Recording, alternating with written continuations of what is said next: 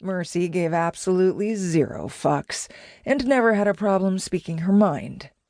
The other memory is our ascent up to the balcony via the globe's faded, brocade-carpeted stairwell.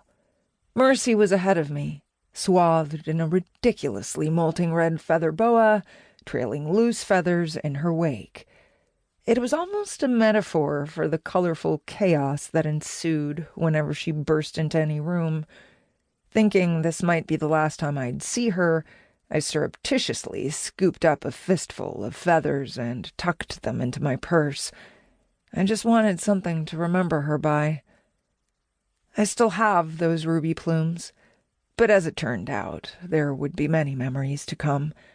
Mercy survived her surgery, just like she'd survived everything else that had been thrown at her. But while my feather-gathering moment was the first and really only occasion when I had a sense of this larger-than-life lady's mortality, it seemed to have put Mercy in a reflective mood. So, a couple weeks later, she called me again, and she called my bluff. So, are we doing this book or what? I guess we were then. I soon learned that cantankerous was Mercy's default, her forever mood, as the kids say. Getting her to open up and tell her stories honestly was way more challenging than I'd anticipated, especially considering how unfiltered she usually was. You try remembering things that happened 50 years ago when you get to be my age, she used to bark at me when I pressed too hard. There was a guard up, a certain brittleness, which I eventually realized was the result of enduring some truly harrowing experiences that would have broken or even killed a lesser woman decades earlier. She only wept once, right in the middle of some Hollywood Boulevard fast food joint, while discussing her fraught relationship with her son, Lucky.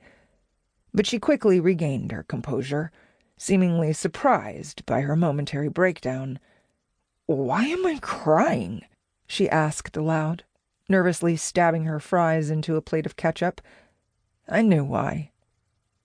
Once, when I asked her what she wanted the overall vibe or message of her autobiography to be, she shrugged and answered, "I just want it to be fun."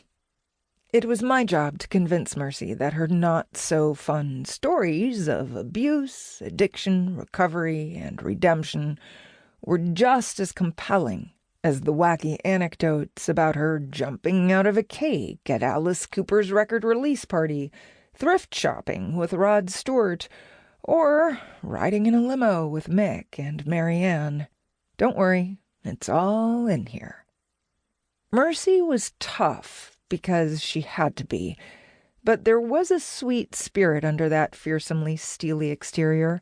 The dozen rhinestone belts that seemed surgically attached to her twiggy hips, and the signature Theta Bara eyeliner that Rolling Stone once described as looking like it had been applied with a canoe paddle.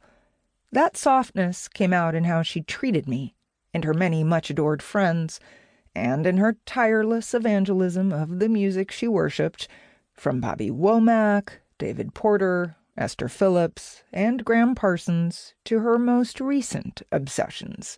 Starcrawler, who put her on the cover of their She Gets Around single, anything RuPaul's Drag Race related, and especially Yoshiki from X, Japan, who was the last rock star she really wanted to meet before she died.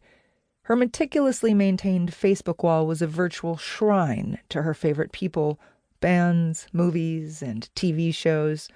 When Mercy loved something or someone, she loved with all the fierceness of the 14-year-old fangirl she once was. It's like she had a crush on the world. She never lost her passion. She once theorized that she had cheated death so many times because she needed to complete her mission, which was to share some important music history with the world. That's in this book, too.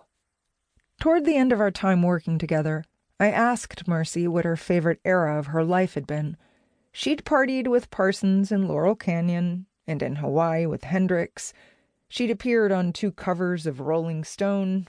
She'd watched luminaries of the R&B scene.